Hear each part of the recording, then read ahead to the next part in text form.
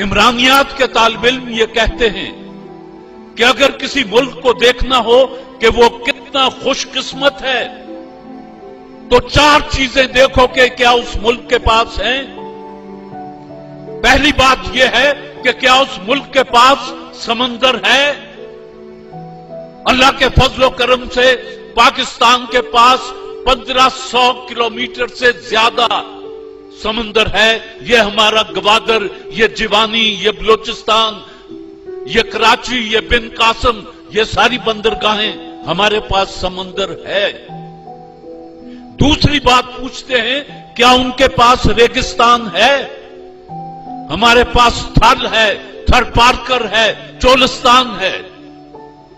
फिर पूछते हैं, क्या उसके पास पहाड़ हैं। दुनिया की 8 खूबसूरत तरीन चोटियों में से 6 चोटियां पाकिस्तान के पास हैं। फिर पूछते हैं, क्या उसके पास मैदान है। पाकिस्तान का 40% रकबा मैदानों पर मुहित है। रब्बे जलील ने आपको देते हुए कोई कसर नहीं छोड़ी, लेकिन आपने इसको बर्बाद करने में भी कोई कसर नहीं